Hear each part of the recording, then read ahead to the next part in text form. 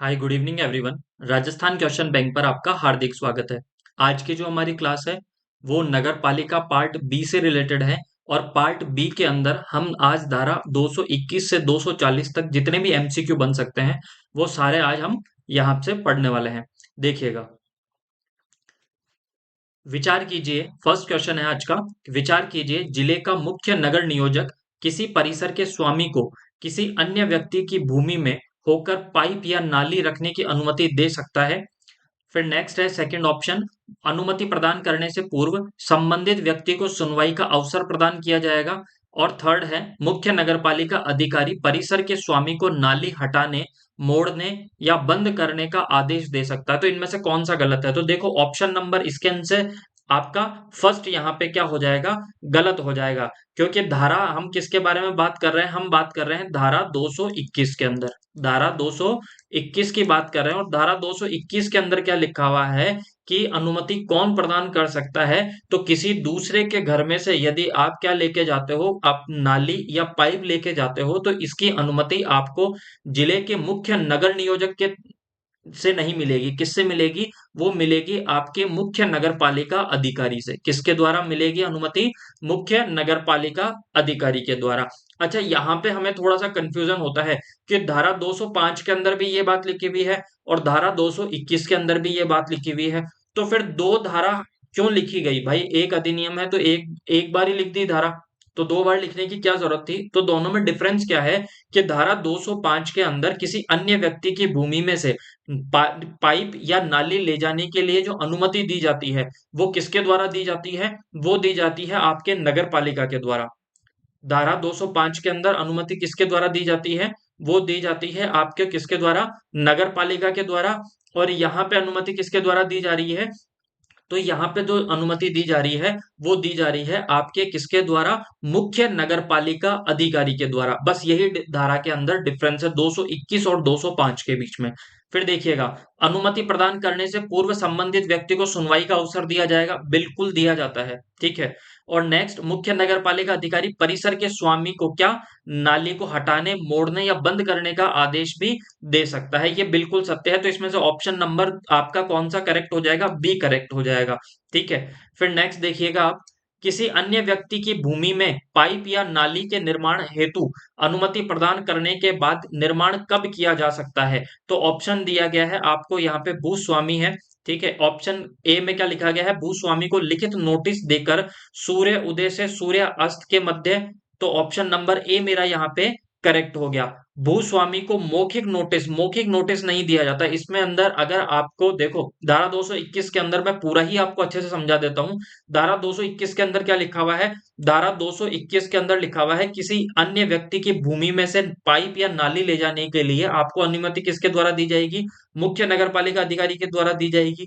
अच्छा, आपको क्या, जिसके जिस जिस भी व्यक्ति के भूमि या फिर आप भवन में से नाली लेके जा रहे हो, तो उसको क्या दिया जाता है? लिखित नोटिस दिया जाता है। और लिखित नोटिस देने के बाद में आप सूर्य उदय से सूर्य अस्त के मध्य उसके आप क्या कर सकते हो? उस जगह पे प्रवेश कर सकते हो। ये चीज आप याद रखिएगा, यहाँ पे ये गलती थी, ठीक है। और यहाँ पे तो टाइमिंग दिया है, टाइमिंग की कहीं पे बात ही नहीं की गई अधिनियम के अंदर।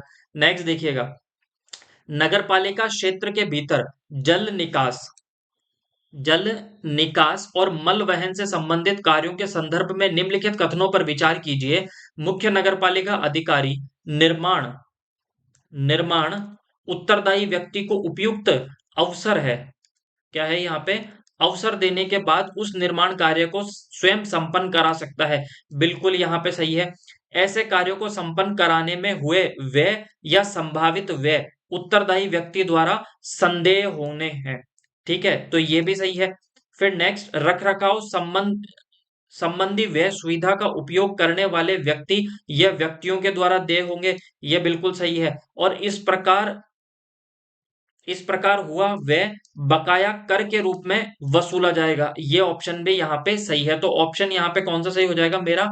ऑप्शन नंबर मेरा यहाँ पे डी यहाँ पे क्या है? करेक्ट है। नेक्स्ट देखिएगा आप, किस धारा में यह स्पष्ट किया गया है कि कार्यों को किसको कार्यों को लाइसेंसधारी प्लम्बर द्वारा किया जाएगा। तो ऑप्शन नंबर यहाँ पे दिया गया है आपके ए के अंदर दिया गया है धारा 221 के द्वारा, ऑप्शन बी में धारा 223 के द्वारा, ऑप्शन सी में धारा 225 के द्वारा, या ऑप्शन डी के अंदर धारा 227 के द्वारा। तो कौन सा सही हो जाएगा? ऑप्शन नंबर मेरा बी यहाँ पे करेक्ट हो जाएगा। देखो, नगर पालिका में कुछ छोटे मोटे कार्यों के अलावा जो भी कार्य किए जाते हैं वो किसके द्वारा किए जाएंगे? लाइसेंसधारी प्लम्बर के द्वारा किए जाएंगे। पहली चीज तो ये। अब देखो दूसरी चीज, अगर किसी भी व्यक्ति को लाइसेंस दिया जा रहा है तो लाइसेंस देने से पहले क्या उसके लिए नगर पालिका कोई नियम बना सकती है? बिल्कुल, नगर पालिका के द्वारा उसके लिए क्या बनाए जा सकते हैं? नियम बनाए जा सकते हैं। ये चीज याद रखिएगा, ठीक है। और नियम किसके द्वारा बनाए जाते हैं? नगर पालिका के द्वारा। ठीक है, नेक्स्ट देखिएगा आप। प्लम्बर जलसाज को अनुज्ञति या अनुज्ञति प्रदान करने के संबंध में अहर्ता, अनुभव आदि का निर्धारण किसके द्वारा क्या किसके द्वारा किया जाता है? नगर पालिका द्वारा, जिला कलेक्टर द्वारा, निदेशक या स्थानीय निकाय द्वारा, या राज्य सरकार के द्वारा। तो ये किसके द्वारा किया जाता है? ये किया जाता है नगर पालिका के द्वारा। भाई सिंपल सी बात है कि नगर पालिका के अंदर कोई प्लम्बर कार्य करेगा तो उस प्लम्बर की क्या योग्यता होनी चाहिए, उसकी क्वालिफिकेशन क्या होगी, उसे कितने साल का एक्सपीरियंस होना चाहिए। तो लाइसेंस आदि देने से पहले कुछ तो नियम बनाएगी, और नियम कौन बनाएगी? आपके नगर पालिका। नेक्स्ट देखिएगा आप। निम्नलिखित कथनों पर विचार कीजिए। नगर पालिका के प्लम्बिंग संबंधित कार्य लाइसेंसधारी प्लम्बर द्वारा ही किए जा सकते हैं। ये सत्य है।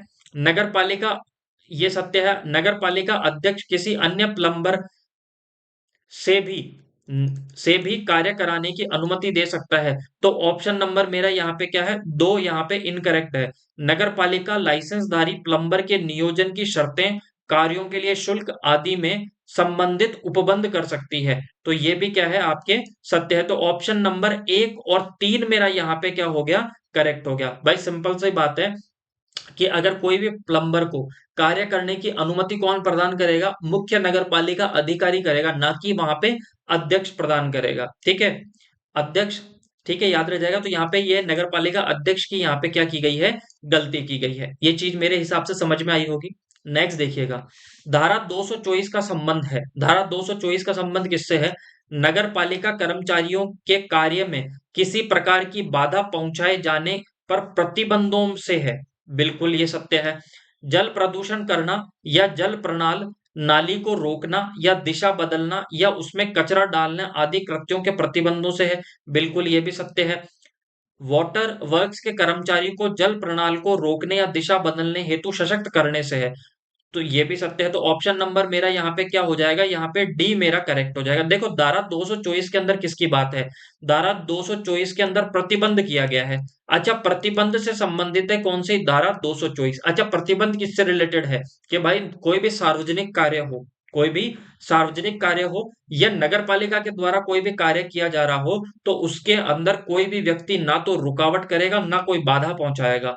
अच्छा, अब रुकावट कैसे करेंगे? भाई कोई भी अगर मानो नाली है, नाली के अंदर थैली डाल दी, ठीक है, पॉलीथीन डाल दी, तो ये भी क्या है? आप रुकावट ही तो पैदा कर रहे हो। अच्छा, अगर आपके घर से अगर नगर पालिका ने कोई नाली निकाली तो उस नाली को आप नहीं मोड़ सकते। उसको जो मोड़ने का, उसकी जो दिशा बदलने का जो कार्य किया जाता है वो जलदाय विभाग मतलब वाटर वर्कर्स के द्वारा किया जाता है। ये चीज भी तो सत्य है। ठीक है, ये चीज याद रखिएगा। तो ऑप्शन इसमें सारे के सारे ही आपके क्या है? करेक्ट है। नेक्स्ट देखिएगा। नगर पालिका के मलवाही कार्यों के प्रवर्तन और रखरखाव के संबंध में निम्नलिखित कथनों पर विचार कीजिए। नगर पालिका यह कार्य स्वयं कर सकती है और इसके लिए शुल्क भी वसूल सकती है। बिल्कुल सत्य है। ये धारा हम किसकी बात कर रहे हैं? धारा 225 की हम बात कर रहे हैं। ये चीज याद रखिएगा। नगर पालिका यह कार्य किसी विधि के अधीन निर्मित अभिकरण या किसी निजी अभिकरण को सौंप सकती है। बिल्कुल सत्य है कि भाई अगर नगर पालिका खुद कार्य नहीं करती तो कई बार दूसरी एजेंसी को भी तो कार्य प्रोवाइड कर सकती है। तो ये भी आपका क्या है? सत्य है। किसी अभिकरण को कार्य सौंपने के लिए राज्य सरकार का अनुमोदन लेना होगा। बिल्कुल ये क्या है? सत्य है कि भाई अगर किसी अभिकरण को अगर कोई कार्य सौंपोगे तो उसका किसका अनुमोदन लेना पड़ता है? पहले उससे पहले आपको नगर पालिका राज्य सरकार का अनुमोदन लेना आवश्यक है। ठीक है, नेक्स्ट देखिएगा आप।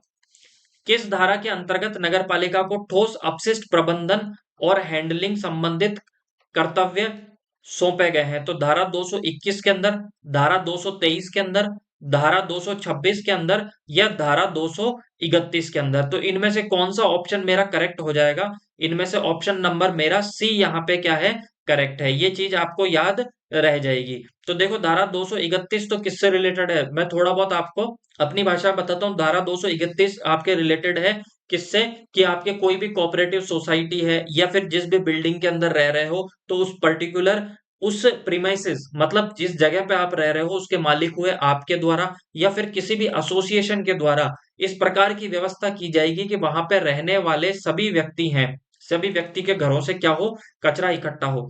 ठीक है, तो ये उससे रिलेटेड है। धारा 223 किससे रिलेटेड थी, ये तो हमने अभी बात की थी, जल्दसाज प्लम्बर की, लाइसेंसधारी प्लम्बर होना चाहिए, ये उससे रिलेटेड है इसलिए गलत हो गया। ठीक है, धारा 221 किससे रिलेटेड थी, कि किसी अन्य व्यक्ति की भूमि में से पाइप या नाली ले जाने की शक्ति से रिलेटेड थी। तो एक ही ऑप्शन बच रहा था मेरा यहाँ पे 226। नेक्स्ट देखिएगा, नगर पालिका क्षेत्र में ठोस अपशिष्ट प्रबंधन और हैंडलिंग के संदर्भ में निम्नलिखित कथनों पर विचार कीजिए। मुख्य नगर पालिका अधिकारी ठोस अपशिष्टों के संग्रहण, भंडारण आदि कार्य किसी अभिकरण को सौंप सकता है। बिल्कुल सौंप सकता है। कौन सौंप सकता है? मुख्य नगर पालिका अधिकारी, ये सत्य है। इसके इसके लिए दिन इसके लिए दिन नहीं, बिल, इसके लिए बिल बनवाने इसके लिए बिल बनाने एवं प्रभार प्रभार संबंधी कार्य किसी अभिकरण को सौंप सकते हैं। तो ये भी क्या है, सत्य है। मुख्य नगर पालिका अधिकारी, इसके लिए नगर पालिका में पूर्व अनुमोदन लेना होगा। बिल्कुल ये सत्य है। तो ऑप्शन इसमें कौन सा सही हो जाएगा? ऑप्शन नंबर डी मेरा यहाँ पे क्या हो जाएगा, करेक्ट हो जाएगा। नेक्स्ट देखिएगा, नगर पालिका क्षेत्र में नगर पालिका कर्मचारियों या ठेकेदारों या इस हेतु प्राधिकृत किसी एजेंसी द्वारा संग्रहित समस्त ठोस अपशिष्ट नगरपालिका की संपत्ति होंगे। उक्त प्रावधान किस धारा के अंतर्गत किया गया है? तो धारा 226 के अंदर, धारा 228 के अंदर, धारा 236 के अंदर या धारा 238 के अंदर। तो ऑप्शन नंबर बी मेरा यहाँ पे क्या हो जाएगा, करेक्ट हो जाएगा। धारा 228 के अंदर ही लिखा हुआ है कि जो आपके ठोस अपशिष्ट होंगे ये क्या होंगे, नगर पालिका की संपत्ति होगी, नगर पालिका की प्रॉपर्टी होगी। ठीक है, नेक्स्ट देखिएगा, नगर पालिका में ठोस अपशिष्टों के निपटान के संदर्भ में निम्नलिखित कथनों पर विचार कीजिए। नगर पालिका क्षेत्र के भीतर या बाहर नगर पालिका द्वारा निर्धारित रीति में ठोस अपशिष्टों का निपटान किया जा सकता है। बिल्कुल ये सत्य है। ठीक है, नगर ऐसे स्थान जिसका कि इस अधिनियम के प्रारंभ से पूर्व में ऐसे प्रयोजन हेतु उपयोग नहीं हो रहा हो, इस कार्य हेतु उपयोग में नहीं किया जाएगा, ये भी सत्य है।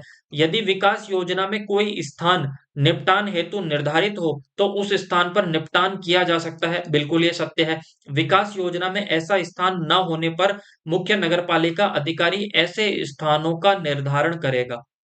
ठीक है, तो ये भी क्या है, सत्य है। तो यहाँ पे कौन सा आपका सही हो जाएगा, ऑप्शन नंबर डी मेरा यहाँ पे करेक्ट हो जाएगा, याद रह जाएगा। ये किस में लिखा हुआ है, ये धारा आपको 229 की बात कर रहा हूं मैं। अच्छा, धारा 229 के अंदर क्या लिखा हुआ है, धारा 229 के अंदर लिखा हुआ है धारा 228, 227, 228 और 229, इनको एक क्रम में याद कीजिए।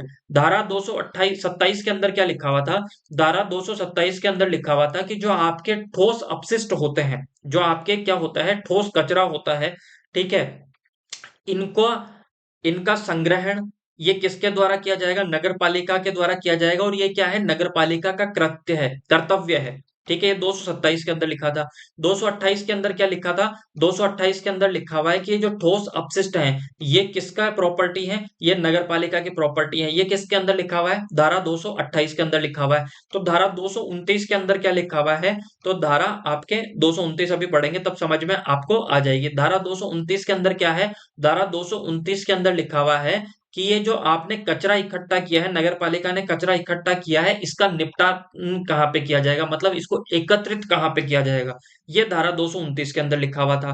अब ठीक है, ये चीज आपको समझ में आई होगी। ठीक है, तो ऑप्शन नंबर डी मेरा यहाँ पे करेक्ट है, चारों ही ऑप्शन यहाँ पे करेक्ट है। नेक्स्ट देखिएगा, किस धारा के अंतर्गत परिसर के स्वामी और अधिभोगियों का ठोस अपशिष्ट उत्पन्न होने के स्रोत पर ही भंडारण करने संबंधी कर्तव्य का निर्धारण किया गया है। तो ये कहाँ पे, कौन सी धारा के अंदर है? ये धारा आपके 240 के अंदर है, ये चीज याद रह जाएगा।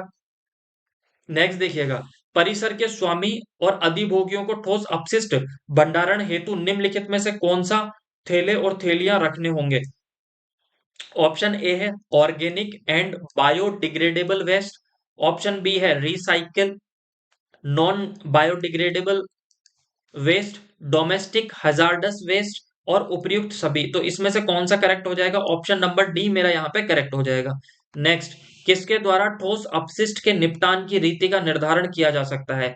ठोस अपशिष्ट के निपटान की रीति का निर्धारण किसके द्वारा किया जाता है?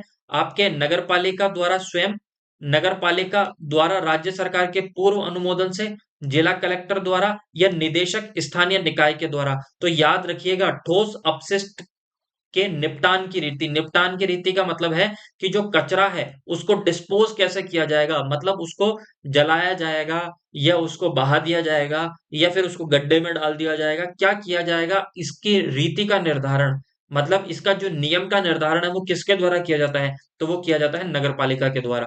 याद रखिएगा।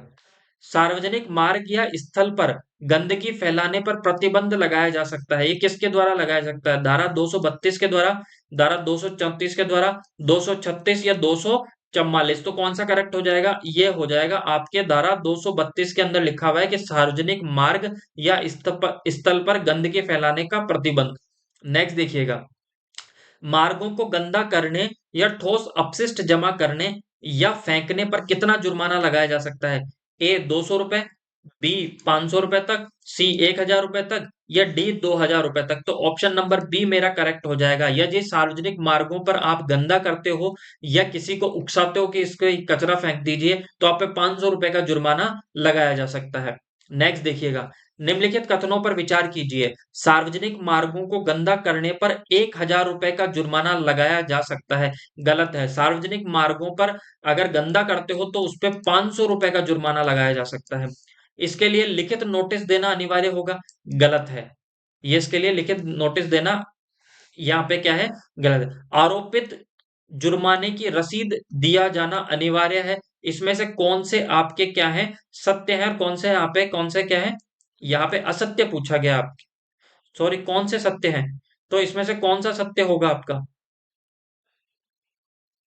नहीं, यहाँ पे सत्य नहीं, सॉरी, ऑप्शन सारे यहाँ पे किसके लिए दिए गए थे? यहाँ पे ऑप्शन दिए गए हैं सारे असत्य के लिए। कौन से किसके लिए दिए गए हैं? तो इसमें से असत्य कौन सा है? तो इसमें से असत्य है आपका ऑप्शन नंबर 1 और 2। ठीक है, तो यहाँ पे ए आपका क्या हो जाएगा? करेक्ट हो जाएगा। और ये यहाँ पे क्या है? यहाँ पे सत्य है। आपको यहाँ पे क्या पूछा गया है? आपको पूछा गया है असत्य। क्या पूछा गया है? असत्य पूछा गया। और असत्य में कौन सा? ए नंबर का ऑप्शन देखिएगा आप। ठीक है, तो आरोपित जुर्माने की रसीद दिया जाना अनिवार्य। मैं समझा देता हूँ। जब आप धारा 232 पढ़ते हो तो धारा 232 के अंदर लिखा हुआ है कि जो आपके सार्वजनिक मार्ग हैं, ठीक है, सार्वजनिक मार्गों को गंदा करने पर क्या करोगे? आप पे कितना जुर्माना लगाया जाएगा? 500 रुपए का जुर्माना लगाया जाएगा। अच्छा, जुर्माना लगाने से पहले क्या नगर पालिका आपको नोटिस देगी क्या? नहीं, डायरेक्ट क्या कर देगी? आप पे जुर्माना लगा देगी। इसलिए ऑप्शन नंबर 1 और 2 मेरा यहाँ पे गलत है। अच्छा, हाँ ये जरूर है कि जब नगर पालिका ने आप पर जुर्माना लगाया है 500 रुपए का, तो उसकी रसीद नगर पालिका जरूर देगी। ठीक है, तो ऑप्शन नंबर 3 मेरा करेक्ट है। यहाँ पे मेरे से असत्य पूछा है, इसलिए केवल 1 और 2 मेरा यहाँ पे क्या हो जाएगा? इसका आंसर होगा। ठीक है, नेक्स्ट देखिएगा, जैव चिकित्सा अपशिष्टों के प्रबंधन एवं हैंडलिंग के संदर्भ में निम्नलिखित कथनों पर विचार कीजिए। नगर पालिका द्वारा यह कार्य वायु भारतीय चिकित्सा परिषद अधिनियम 2019 के प्रावधानों के अनुसार किया जाएगा। गलत है, उसके अनुसार नहीं किया जाएगा। ये किसके द्वारा किया जाएगा? ये किया जाएगा आपके पर्यावरण अधिनियम के द्वारा। ठीक है, पर्यावरण अधिनियम 1986, यहाँ पे लिख देता हूं मैं, पर्यावरण पर्यावरण अधिनियम 1986 के तहत। ठीक है, तो ये गलत है। नगर पालिका स्वयं विवेक से यह कार्य किसी एजेंसी को सौंप सकती है। नगर पालिका चाहे तो यह कार्य स्वयं विवेक से किसी एजेंसी को सौंप सकती है, ये मेरा सत्य है। तो ऑप्शन नंबर यहाँ पे केवल बी यहाँ पे मेरा करेक्ट होगा। नेक्स्ट देखिएगा, परिसंकट में अपशिष्टों का प्रबंधन एवं हैंडलिंग किस अधिनियम के प्रावधानों के अनुसार किया जाए जा सकता है? तो ऑप्शन ए है जल प्रदूषण अधिनियम 1974, वायु प्रदूषण अधिनियम 1981, पर्यावरण संरक्षण अधिनियम, ठीक है, 1986। तो यहाँ पे ये सी मेरा क्या हो जाएगा, करेक्ट हो जाएगा। अच्छा, परिसंकट में अपशिष्टों का प्रबंधन, ये किसके अंदर बात की गई है? ये बात है आपके धारा 235 में, धारा 235 के अंदर ये बात की गई है। नेक्स्ट देखिएगा, सार्वजनिक मार्गों पर स्थित भवनों में बहिर्गत भागों के निर्माण की अनुमति किस धारा के तहत प्रदान की गई है? किस धारा के तहत प्रदान की गई है? यह धारा आपके 236 के तहत प्रदान की गई है। नेक्स्ट देखिएगा, सार्वजनिक मार्गों पर स्थित भवनों के संदर्भ में निम्नलिखित कथनों पर विचार कीजिए। नगर पालिका ऊपरी तल पर बालकनी या कमरे बनाने की मौखिक अनुमति देगी? नहीं, यहाँ पे गलत क्या है, मौखिक अनुमति नहीं देगी। मौखिक अनुमति नहीं देगी। किसमें अनुमति आपको कैसी दी जाएगी? अनुमति दी जाएगी आपको लिखित। तो ये मेरा क्या है, गलत है। बिना अनुमति ऐसे निर्माण के लिए 10,000 से 20,000 रुपए का जुर्माना लगाया जा सकता है, ये गलत है। जुर्माना आपका 5,000 से 10,000 तक का लगाया जा सकता है, 5,000 से 10,000। तो ऑप्शन नंबर 2 भी गलत है मेरा। ना तो यहाँ पे कौन सा सत्य है, कौन सा सत्य है? ना तो यहाँ पे एक सत्य है और ना ही दो सत्य है। नेक्स्ट देखिएगा आप, सार्वजनिक मार्गों पर स्थित भवनों के संदर्भ में निम्नलिखित कथनों पर विचार कीजिए। नगर पालिका लिखित सूचना द्वारा अतिक्रमण या अवरोध उत्पन्न करने वाले किसी बहिर्गत भाग को हटा सकती है, ठीक है। तो यहाँ पे कौन सा सही हो जाएगा आपका? ऑप्शन नंबर 1 तो मेरा करेक्ट है, क्योंकि नगर पालिका लिखित सूचना द्वारा अतिक्रमण या अवरोध उत्पन्न करने वाले किसी भी बहिर्गत भवन को क्या कर सकती है, हटा सकती है। नगर पालिका बनने से पूर्व या बाद में ऐसे ऐसे बहिर्गत भाग को नगरपालिका द्वारा हटाया जा सकता है, यह भी सत्य है। ऐसे किसी भी बहिर्गत भाग को हटाने पर नगरपालिका द्वारा उचित क्षतिपूर्ति देय होगी, ये गलत है। देखो यहाँ पे ये क्यों गलत है, जब धारा के अंदर हम पढ़ते हैं तो धारा के अंदर ये बताया गया है, धारा के अंदर क्या बताया गया है कि यदि कोई भी मकान, ठीक है, कोई भी मकान जो सार्वजनिक मार्ग पर है, तो नगर पालिका आपको अनुमति दे सकती है कि भाई यहाँ पे यातायात बहुत है, तो आप फर्स्ट मंजिल पे नहीं, सेकंड मंजिल पर, दूसरी या तीसरी मंजिल पर आप क्या बना सकते हो, बालकनी बना सकते हो, पहली चीज। दूसरी चीज कि अगर आपने नगर पालिका से बिना अनुमति के अगर वो बना लिया, तो फिर आप पे क्या लगेगा, जुर्माना लगेगा। पर सपोज नगर पालिका ने पहले आपको अनुमति दे दी कि एक काम कीजिए, आप दूसरी मंजिल पर आप थोड़ा सा बाहर निकाल सकते हो या बालकनी बना सकते हो, ठीक है, और बाद में नगरपालिका ने कहा कि ये चीज गलत है और नगरपालिका ने वो चीज तुड़वा दी, तो फिर नगरपालिका क्या देगी, आपको क्षतिपूर्ति देगी। हर बात पे क्षतिपूर्ति नहीं देगी कि आपका अगर आपने खुद ने गलत तरीके से निकाला है और नगरपालिका से परमिशन भी नहीं ली और फिर नगरपालिका आपको क्षतिपूर्ति देगी, ये चीज गलत है। अगर नगरपालिका ने पहले आपको अनुमति दी है और बाद में नगरपालिका उस बहिर्गत भवन को हटाती है, तो फिर आपको क्षतिपूर्ति दे होगी। तो इसलिए ये ऑप्शन नंबर 3 मेरा यहाँ पे क्या था, गलत था। तो इसमें सत्य हमें देखना था, तो सत्य कौन सा हो जाएगा, 1 और 2। नेक्स्ट देखिएगा, नगर पालिका सार्वजनिक मार्ग में पड़ने वाले भवनों के स्वामी से यह अपेक्षा कर सकती है कि भवन से आने वाला वर्षा जल मार्ग या मार्ग से जाने वालों को नुकसान न पहुंचाए। प्रस्तुत प्रावधान किस धारा में किया गया है? तो धारा 237 में, धारा 239 में, धारा 242 में या धारा 249 में। तो ऑप्शन नंबर मेरा यहाँ पे कौन सा करेक्ट हो जाएगा, ए यहाँ पे मेरा करेक्ट हो जाएगा। यदि किसी भवन से आने वाला वर्षा जल मार्ग या मार्ग से जाने वालों को नुकसान पहुंचाए तो कितना जुर्माना आरोपित किया जा सकता है? 500 से 1,000, 1,000 से 2,000, 1,000 से 5,000 या 2,000 से 5,000। तो ऑप्शन नंबर मेरा बी करेक्ट हो जाएगा। देखो इसके अंदर लिखा क्या है, धारा 237 के अंदर कि यदि कोई आपका जो मकान है वो किसी सार्वजनिक मार्ग पर है। अब ऐसा नहीं हो कि सार्वजनिक मार्ग पर तो बारिश के दिनों के अंदर जो बारिश का पानी है वो डायरेक्ट सड़क पर बह रहा हो, तो इससे सड़क को भी नुकसान होगा, वहां से जाने वाले व्यक्तियों को भी इससे क्या होगी, परेशानी होगी। अगर ऐसा होता है तो फिर आप पे 1,000 रुपए से 2,000 रुपए तक का जुर्माना लगाया जाएगा। नेक्स्ट देखिएगा, वर्षा जल संग्रहण संबंधी उपबंध अधिनियम की किस धारा में किए गए हैं? धारा 238 में, धारा 240 में, धारा 242 में या धारा 252 के अंदर। तो किसके अंदर किए गए हैं, आपके धारा 238 के अंदर। प्रावधान, वर्षा जल संग्रहण प्रणाली स्थापित करना अनिवार्य होगा। कितने मकान पर? तो देखो, जो आपको ड्रेनेज से सिस्टम, ड्रेनेज नहीं, वाटर हार्वेस्टिंग, जो पानी वर्षा जल है उसको संग्रहण करने के लिए, अगर आपका 300 वर्ग मीटर से अधिक का यदि आपका बड़ा मकान है, तो फिर आपको वर्षा जल संग्रहण से रिलेटेड आपको क्या करना पड़ेगा, मकान के अंदर प्रावधान करने ही पड़ेंगे, अगर 300 वर्ग मीटर से अधिक है। अगर अच्छा, क्या इसमें छूट दी जा सकती है? हाँ बिल्कुल, राज्य सरकार किसी क्षेत्र में ये छूट दे सकती है कि यहाँ पे 300 वर्ग मीटर से भी अगर आप बड़ा मकान बना रहे हो, तो जरूरी नहीं है कि वहां पे वाटर हार्वेस्टिंग कीजिए, राज्य सरकार इसके लिए छूट प्रदान कर सकती है। पर नॉर्मली राज्य सरकार ऐसा छूट प्रदान नहीं करती है, बस ये याद रखिएगा आप। वर्षा जल संग्रहण प्रणाली की विशिष्टता और किस प्रकार, किसके द्वारा निर्धारित किए जाने हैं? मुख्य नगरपालिका अधिकारी के द्वारा, जिला कलेक्टर के द्वारा, निदेशक या स्थानीय निकाय के द्वारा, या राज्य सरकार के द्वारा। तो किसके द्वारा निर्धारित किए जाते हैं? ये निर्धारित किए जाते हैं आपके किसके द्वारा? राज्य सरकार के द्वारा ये निर्धारित किए जाते हैं। फिर नेक्स्ट याद रखिएगा, वर्षा जल संग्रहण प्रणाली की आवश्यकता वाले भवनों के संदर्भ में निम्नलिखित कथनों पर विचार कीजिए। भवन नक्शा में जल संग्रहण प्रणाली शामिल ना हो तो भवन के निर्माण की अनुमति नहीं दी जाएगी। ये बिल्कुल आपके क्या है, ये सत्य है।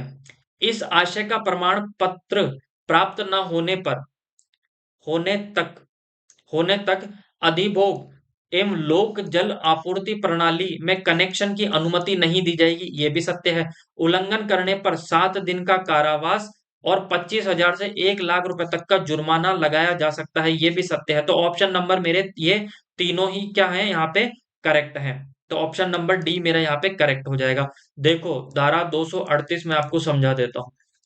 धारा 238 के अंदर क्या लिखा हुआ है और धारा 238 के कै के अंदर क्या लिखा हुआ है, दोनों को एक साथ याद कीजिए। यहां पर वर्षा के जल के संग्रहण की बात है 238 के अंदर।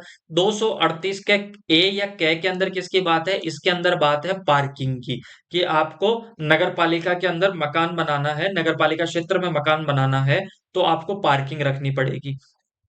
सपोज ना, धारा 238 के तहत यदि आप वर्षा जल के संग्रहण से संबंधित कोई उपबंध नहीं करते, मतलब आप ऐसा कुछ भी नहीं रखते वाटर हार्वेस्टिंग का, तो फिर आप पे 25,000 से 1 लाख रुपए तक का क्या लगेगा, आप पे जुर्माना लगेगा। और 7 दिन के कारावास की बात की गई, यहाँ पे भी सेम बात की गई है। 7 दिन के कारावास की बात की गई है कि पार्किंग नहीं रखते, तो यहाँ पे भी ये बात की गई है। यहाँ पे भी यही बात की गई है कि 25,000 से 1 लाख रुपए तक का जुर्माने की बात की गई है। दोनों में एक बात और की गई है, यदि आप वर्षा जल का संग्रहण के नियम नहीं बनाते, या अगर मकान में व्यवस्था नहीं करते, या फिर आप पार्किंग नहीं बनाते, तो आप पे, आपके घर में जो ये आप सार्वजनिक तौर पे जो अपने नल आता है ना, गवर्नमेंट का पानी आता है, इसका भी क्या कर दिया जाएगा, ये भी आपके घर में इसकी अनुमति नहीं दी जाएगी। ये चीज याद रहनी चाहिए। और आपको वहां पे अधिभोग की भी अनुमति नहीं दी जाएगी। ये चीज आप याद रखिएगा। नेक्स्ट देखिएगा, वर्षा जल संग्रहण प्रणाली में निम्नलिखित में शामिल होता है: छत के ऊपर की आशित संरचना, भूमिगत टंकी, जल भूजल पुनर्भरण हेतु आशित संरचना, या उपयुक्त सभी। तो ऑप्शन नंबर डी मेरा यहाँ पे करेक्ट हो जाएगा। किस धारा में भवनों में पार्किंग स्थान के संबंध में प्रावधान किया गया है? धारा 238 के अंदर, धारा 238 के कै के अंदर, धारा 242 के अंदर, या धारा 242 के कै के अंदर? तो किसके अंदर किया गया है? ये बी के अंदर। नेक्स्ट देखिएगा, भवनों में पार्किंग स्थान की व्यवस्था के संदर्भ में निम्नलिखित कथनों पर विचार कीजिए। नगर पालिका में निर्मित प्रत्येक भवन में पार्किंग स्थान अनिवार्य है। बिल्कुल अनिवार्य है। क्या इसके अंदर छूट दी जा सकती है? बिल्कुल छूट दी जा सकती है। और कौन छूट दे सकता है इसके अंदर? राज्य सरकार। ये चीज जरूर याद रखिएगा। नगर पालिका कुछ मामलों में इसमें छूट प्रदान कर सकती है। गलत है, नगर पालिका नहीं छूट प्रदान कर सकती। कौन कर सकती है? आपके राज्य सरकार। ये चीज जरूर याद रखिएगा, राज्य सरकार इसके अंदर छूट प्रदान कर सकती है। भवन नक्शा में पार्किंग व्यवस्था न होने पर भवन के निर्माण की अनुमति नहीं दी जाएगी। बिल्कुल अनुमति नहीं देगी नगर पालिका। तो ऑप्शन नंबर मेरा 1 और 3 यहाँ पे करेक्ट है। नगर पालिका क्षेत्र में किसी भवन में पार्किंग व्यवस्था न होने पर कितना जुर्माना लगाया जा सकता है? देखो, 15 दिन तो वैसे ही गलत है। यहाँ पे क्या है आपके, 7 दिन का कारावास, 25,000 से रुपए से लेके 1 लाख रुपए तक का जुर्माना। तो ऑप्शन नंबर सी मेरा यहाँ पे करेक्ट है। नेक्स्ट, किस धारा के द्वारा नगर पालिका को निजी भवनों पर ब्रैकेट, पाइप आदि लगाने हेतु सशक्त किया गया है? धारा 239, धारा 241, धारा 243 या धारा 247? तो ऑप्शन नंबर ए मेरा यहाँ पे करेक्ट है। अच्छा देखो, ये आप धारा 239 पढ़ते हो तो ब्रैकेट में कई बार दिक्कत आता है कि नगर पालिका घरों के आगे ब्रैकेट लगा देगी। ब्रैकेट कुछ नहीं, ये देखा होगा ना आपने, आपने कई घरों पे ये टी आकार का लगा होता है। मानो कि अगर नगर पालिका को कोई तार खींचना है और वो खंबा बहुत ज्यादा दूर है, तो नगर पालिका क्या कर देती है, इस टी टाइप का कोई भी आपके क्या लगा देगी, वहां पे लोहे का या कुछ ऐसा लगा देती है और वहां से तार खींच सकती है, आपके भवन से होकर भवन पर ब्रैकेट लगा सकती है। ब्रैकेट की बात याद रखिएगा, ये ब्रैकेट टी टाइप का होता है जिस पर तार बांधकर आगे खींचा जा सकता है, बस ये याद रखिएगा। नेक्स्ट देखिएगा, नगर पालिका क्षेत्र में स्थित मार्ग किसके द्वारा किया जाता है? स्थित मार्ग किसके द्वारा किया जाता है? राज्य सरकार के द्वारा, जिला कलेक्टर के द्वारा, नगर पालिका द्वारा या राज्य के मुख्य नगर नियोजक के द्वारा? तो नगर क्षेत्र में स्थित मार्ग किसके द्वारा किया जाता है? आपके नगर पालिका द्वारा। नेक्स्ट, नगर पालिका क्षेत्र में स्थित मकानों के संख्यांकन के संदर्भ में निम्नलिखित कथनों पर विचार कीजिए। नगर पालिका समय समय पर मार्गों का नामकरण व मकानों का संख्यांकन करेगी। तो ये सही है आपके। ठीक है, तो ऑप्शन नंबर मेरा क्या हो गया, एक तो यहाँ पे करेक्ट है। नगर पालिका समय समय पर मार्गों व मकानों हेतु नाम, संख्या व पट्टी बनवाने या रंगाने का कार्य करेगी, ये भी सत्य है। भवन के बाहर संख्यांकन प्लेट की स्थापना का खर्च नगर पालिका द्वारा एवं रख रखाव का खर्च भवन के स्वामी द्वारा किया जाएगा, ये गलत है। भवन के बाहर अगर आपका मकान है, आपके मकान के बाहर नगर पालिका के द्वारा कोई संख्यांकन प्लेट लगाई जाती है। संख्यांकन प्लेट का मतलब समझ गए, जैसे मकान नंबर 9 और ये कह दिया कि ये इसका ऑनर ये है, उसका मानो कि XYZ का ये मकान है, तो जो नंबर प्लेट लगती है या प्लेट लगती है, संख्यांकन प्लेट लगती है, उसका खर्चा नगर पालिका थोड़ी वहन करेगी। वो किसके द्वारा दिया जाएगा? वो मकान के मालिक के द्वारा दिया जाएगा। ठीक है, तो यहाँ पे ये गलत है कि भवन के बाहर संख्यांकन प्लेट की स्थापना का खर्च नगर पालिका द्वारा नहीं, नगर पालिका के द्वारा नहीं, उस अधिभोगी के द्वारा दिया जाएगा जो मकान के अंदर रहता है, अधिभोग करता है। ये चीज आ जाएगा, तो 1 और 2 यहाँ पे मेरा करेक्ट है। नाम पट्टी को नष्ट या विरूपित करने पर जुर्माना कितना आरोपित किया जा सकता है? मानो कि नगर पालिका ने आपके घर के आगे नेम प्लेट लगाई और कल को आपने पत्थर से तोड़ दी, या कोई भी नुकसान कर दिया, या उसको हटा दिया, या गलत नाम लिख दिया, तो उस पर आपके कितना जुर्माना लगेगा? 1,000 से 2,000 रुपए तक का उस पे जुर्माना लगता है। तो आज की क्लास हम यहीं पे समाप्त करते हैं। अगर क्लास आपको अच्छी लगी है, ठीक है, क्वेश्चंस आपको अच्छे लग रहे हैं, तो ज्यादा से ज्यादा शेयर कीजिए, सब्सक्राइब कीजिए। Thank you so much, bye bye and take care.